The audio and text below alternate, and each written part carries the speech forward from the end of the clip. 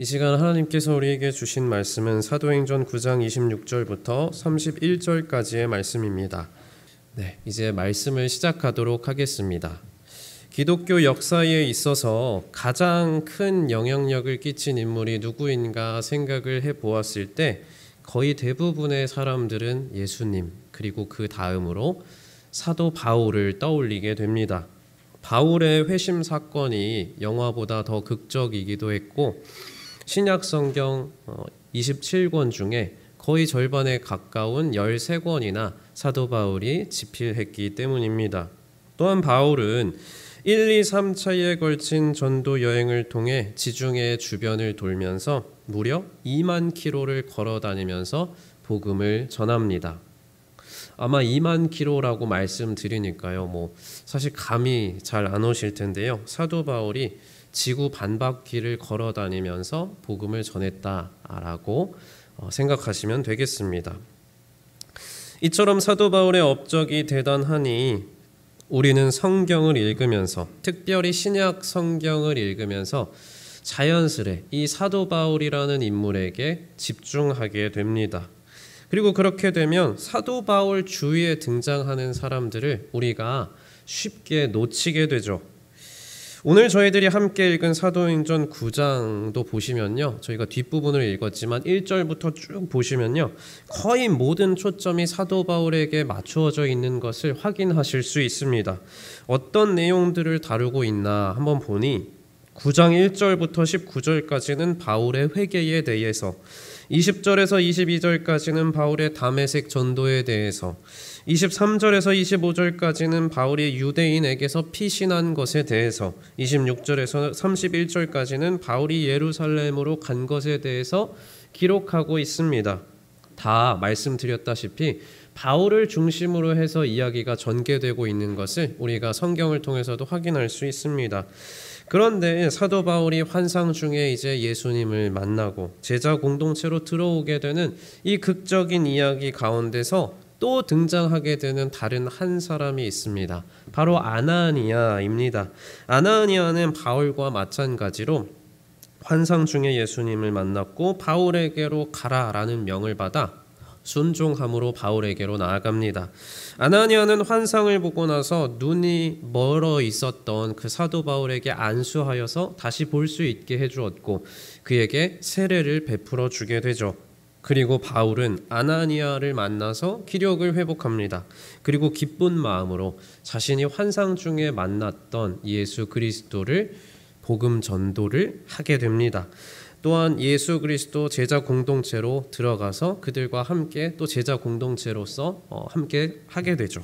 그런데 이 과정 중에 등장하는 또 하나의 인물이 있습니다. 혹시 발견하셨을까요? 사도 바울에게 밀리고 또 이 바울의 눈을 떠주게 하고 세례를 베풀었던 아나니아에게 밀려서 집중하지 않으시면 그 이름을 찾기가 좀 힘들지만 오늘 본문 27절 말씀에 그의 이름이 분명히 나오고 있습니다. 그의 이름은 바로 바나바입니다. 바나바가 어떤 행동을 하였는지 오늘 본문 말씀 26절과 27절 말씀을 다시 한번 제가 읽어드리겠습니다.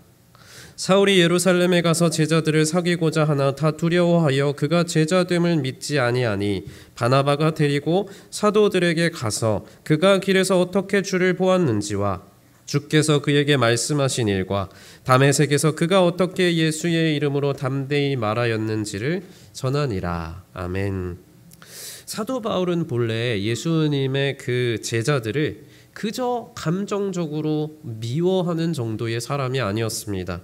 그는 예수님을 믿고 따르는 사람들을 고발하고 잡아다가 가두기까지 하던 사람이었죠. 심지어 바울은 초대교회 최초의 순교자였던 스데반이 돌에 맞아 끔찍하게 죽임을 당하고 있을 때도 사람이 눈앞에서 돌에 맞아 끔찍하게 죽어가고 있는데 그것에 안타까워하고 힘겨워한 게 아니라 마땅히 여기던, 그가 예수 믿으니까 당연히 돌 맞아 죽어야지 하던 사람이었습니다. 적극적이고 무서운 예수 반대파였던 것이죠. 그러나 적극적인 예수 반대파였던 바울에게 이미 죽어서 부활하신 예수님께서 그에게 환상 중에 나타나십니다. 바울은 이 강렬한 경험으로 인해서 예수님을 박해하던 사람에서 예수님을 구원자이자 하나님의 아들로 믿는 사람으로 변화되게 됩니다. 그런데요, 정말 갑자기 180도 변했잖아요.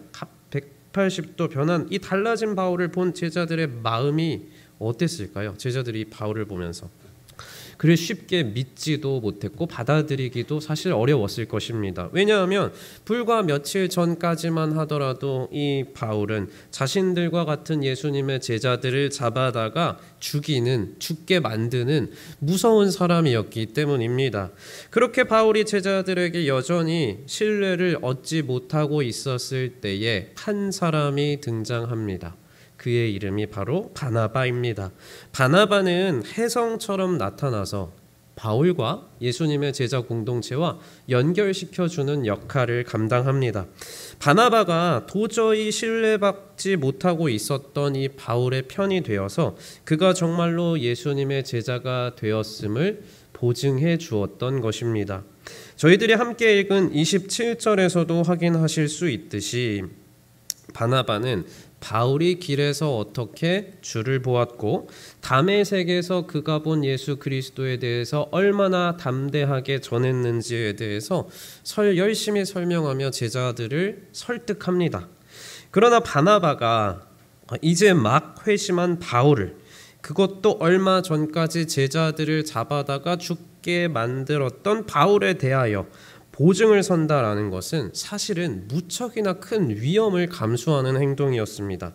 이 보증은 언제 다시 배신하고 돌아설지 모르는 그 사람에 대한 보증이었고 자칫 잘못하다가는 제자 공동체 전체를 위험에 빠뜨리게 될 수도 있었습니다. 그렇게 된다면 바나바 자신의 명예와 신뢰는 물론 목숨까지도 잃게 만들 수 있었던 그런 위험한 행동이었던 것입니다.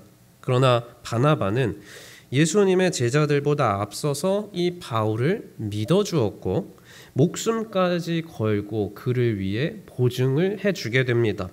그렇게 바울은 바나바의 도움을 받아서 예수님을 믿는 제자 무리에 함께 속할 수 있게 됩니다.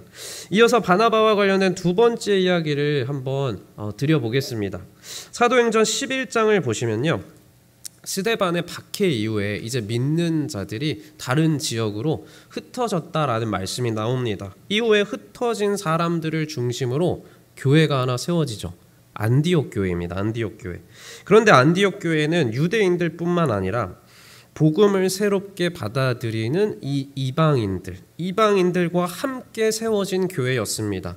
얼마 전까지만 하더라도 이 제자들에겐 하나님이 선택하신 민족인 이스라엘 백성들에게만 구원이 임할 것이다 라는 믿음이 가득했죠.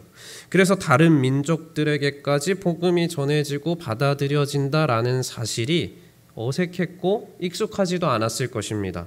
하지만 예루살렘에 있던 제자 공동체는 이방인도 함께하는 그 교회인 안디옥 교회를 잘 세워가기 위하여 이 바나바를 안디옥으로 파송하게 됩니다. 어떤 일이 있었는지 사도행전 11장 22절에서 26절 말씀인데요, 이 시간 화면을 보시며 함께 읽어보겠습니다. 자, 시작.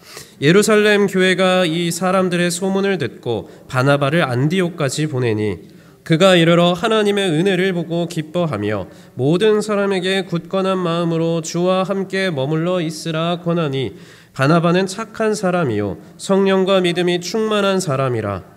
이에 큰 무리가 죽게 더하여지더라. 바나바가 사울을 찾으러 다소이에 가서 만남에 안디옥에 데리고 와서 둘이 교회에 1년간 모여 있어 큰 무리를 가르쳤고 제자들이 안디옥에서 비로소 그리스도인이라 일컬음을 받게 되었더라. 아멘. 바나바는 최초의 이방인 교회를 세우기 위해 보냄을 받았던 선교사이자 목회자였습니다. 바나바는 안디옥 교회의 교인들을 격려했고 열심히 말씀을 전했죠. 그래서 26절에서 확인할 수 있듯이 안디옥에서 처음으로 저희들이 많이 말하는 그 유명한 그리스도인이라는 용어가 탄생하게 됩니다. 이제 마지막으로 바나바와 관련해서 세 번째 이야기를 잠시 살펴보도록 하겠습니다. 바나바와 바울은 안디옥에서 아까 방금 말씀에서도 보셨듯이 안디옥에서 열심히 복음을 전했죠. 하나님 말씀을 나누고 목회를 하다가 거기서 머물지 않고 이제 본격적으로 다른 지역까지 향하여서 전도 여행을 떠나게 됩니다. 예수 그리스도의 복음을 안디옥뿐만 아니라 다른 지역 사람들에게까지도 전하기 위해서 열심을 내었던 것입니다. 그런데 이때 바울과 바나바가 전도 여행에 동행한 사람 중에 마가라는 사람이 있었습니다. 마가는 바나바와 가족 관계죠. 조카이기도 했었습니다. 그런데 어떤 이유에서인지 마가가 이 밤빌리아 버가라는 지역에서 제가 더 이상 못하겠습니다 하고 선교 활동을 중도 포기해 버립니다. 그리고 마가는 이제 혼자서 예루살렘으로 돌아가 버리게 되죠. 남은 선교 일정을 이제 마치게 됩니다. 그리고 나서 이제 바나바와 바울은 두 번째 선교 여행을 향하여 떠나게 되죠. 그런데 이 둘 사이에 잘 아시다시피 다툼이 생기죠. 다툼의 원인은 첫 번째 여행에서 선교 여행에 그 중도 포기하고 떠났던 그 마가를 같이 합류시킬 거냐 아니면 아니냐에 대한 다툼이었습니다. 바울의 입장은 당연하진 않겠네요. 한 번 떠나간 사람은 또다시 떠나갈 것이다. 그럴 가능성이 높다. 절대 못 데려간다. 이거였고, 바나바의 입장은 그래도 마가는 우리에게 유익한 사람이다. 도움이 될 것이다. 그러니 데려가자 였습니다. 둘은 각자의 의견에 대해서 이제 양보가 없었죠. 그래서 결국 바울과 바나바는 마가 때문에 갈라져서 2차 전도 여행을 따로 출발하게 됩니다. 바나바는 마가와 함께 이 구부로 바나바의 고향이기도 하죠. 키프로스 섬으로 이제 떠나게 되고, 바울은 실라와 함께 터키와 그리스 지역을 향하여서 또 떠나게 됩니다. 그런데 이렇게 안 좋게 사실 갈라졌잖아요. 안 좋게 갈라졌으니 바울과 마가와의 관계가 영원히 안 좋게 그렇게 끝났을 것만 같은데, 디모데후서 4장을 보시면 바울이 이런 말을 하는 장면을 확인하실 수 있습니다. 4장 11절인데요. 제가 읽어드리겠습니다. 누가만 나와 함께 있느니라. 내가 올 때에 마가를 데리고 오라. 그가 나의 일에 유익하니라.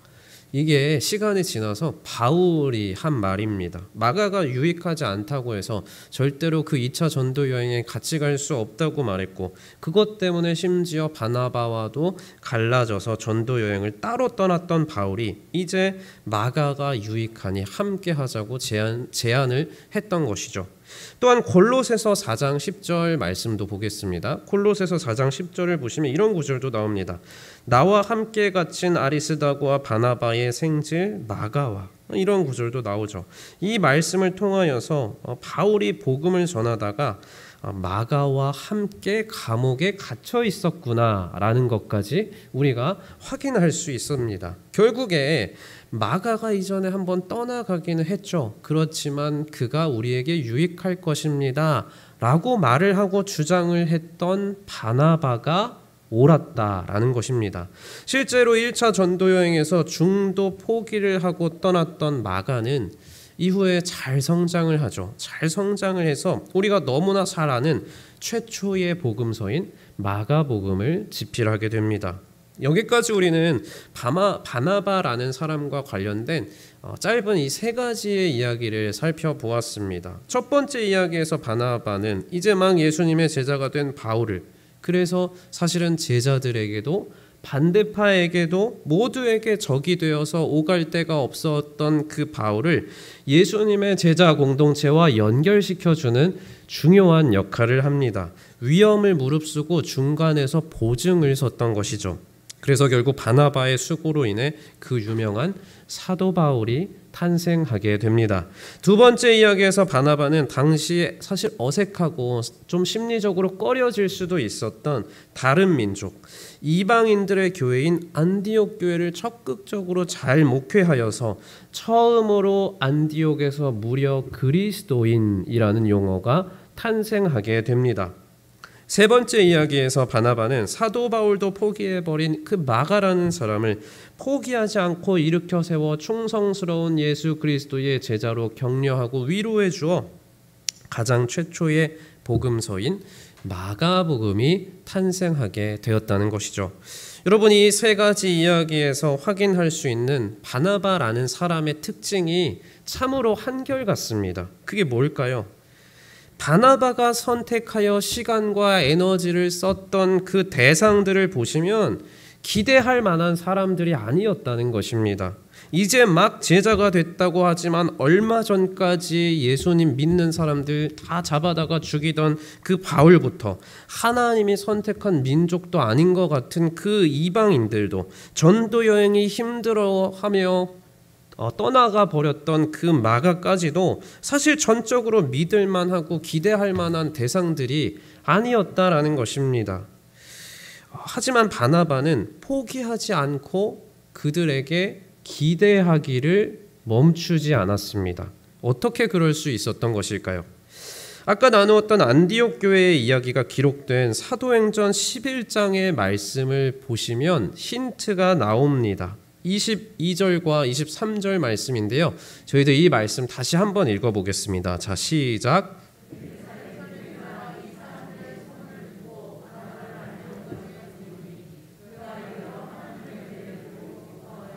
모든 사람에게 굳건한 마음으로 주와 함께 머물러 있으라 권하니. 아멘. 여기서 23절에 나오죠. 그가 이르러 하나님의 은혜를 보고. 바나바는 이방인 교회인 안디옥 교회로 가서 그곳에도 내린 하나님의 은혜를 발견합니다. 그는 하나님의 은혜를 보고 가능성이 사실 적어 보이는 그들에게까지도 기대하고 힘을 쏟았던 것이죠. 이 은혜는 아무나 볼 수 있는 것일까요? 아니요. 이 은혜는 하나님에게 가능성을 두는 사람들만 볼 수 있습니다. 보통 사람들은 내가 생각하기에 유리한 그 가능성을 보고 저거 될 것 같아 할 때 기대감을 가지기 시작합니다. 하지만 바나바는 자신의 생각을 내려놓고 하나님에게 대신 가능성을 두고 앞으로 그들에게 베푸실 하나님의 은혜의 가능성을 두고 바울에게도 안디옥 교인들에게도 마가에게도 기대를 저버리지를 않았던 것입니다. 기대하기를 멈추지 않았다라는 것이죠. 그래서 사실 그 기대, 바나바가 품었던 기대는 사람들을 향한 기대가 아니었습니다. 바나바의 기대는 연약한 사람들도 은혜로 붙들고 일하시는 하나님에 대한 기대였던 것입니다.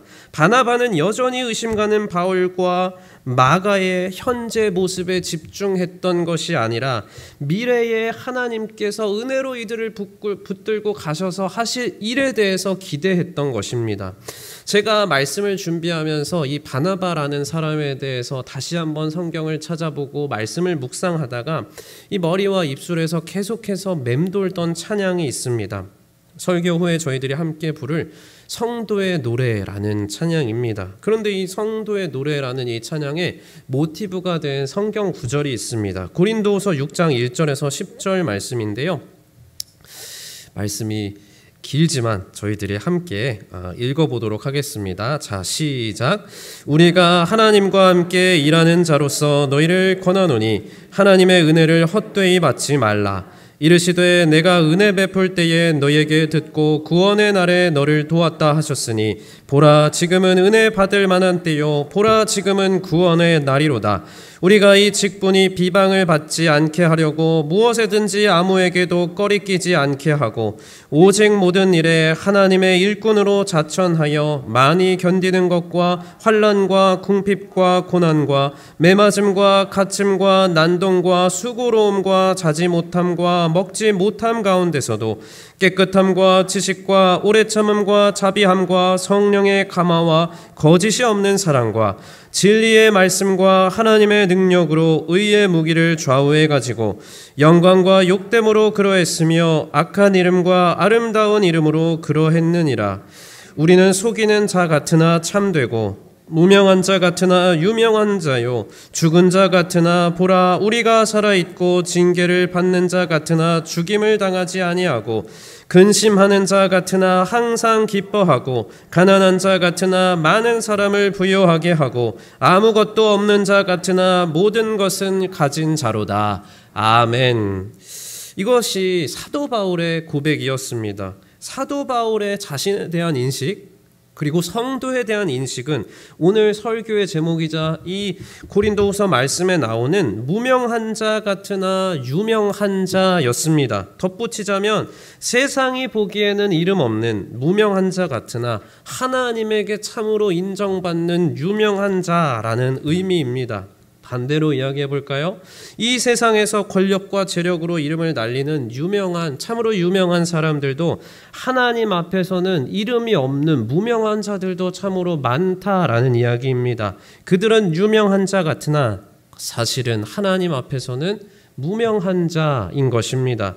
이러한 기준으로 바나바라는 사람을 보았을 때 그는 진정 무명한 자 같으나 유명한 자였습니다. 사실 지금의 사도 바울은 교계에서 뿐만 아니라 지금 세상에서도 사도 바울은 많이 알려져 있으니 그저 유명한 자 같기도 합니다. 그러나 상대적으로 바나바는 교회를 열심히 다닌, 제가 이전에 아동보서 했을 때에 친구들한테 이 이야기를 해보면 이 바나바의 이름 잘 모릅니다. 뭐라고 부르는지 예측하시죠? 바나바 이름 잘 몰라서 바나나 합니다. 바나나라고 거의 다 불려요. 알고서도 그렇게 부르는 것 같기도 합니다. 어른 성도님들도 사실 바나바라는 이름을 들어보시기는 했겠지만 그의 행적들에 대해서는 잘 모르시는 경우가 참 많습니다. 저희들이 그런데 함께 살펴본 바와 같이 바나바의 행적들을 보면 자신의 이익을 앞세우거나 자신의 주장을 앞세우거나 자신의 수고를 알아달라고 하거나 자신의 권위를 앞세우거나 하지 않았습니다. 오히려 자신은 계속해서 어디로 내려갈까요?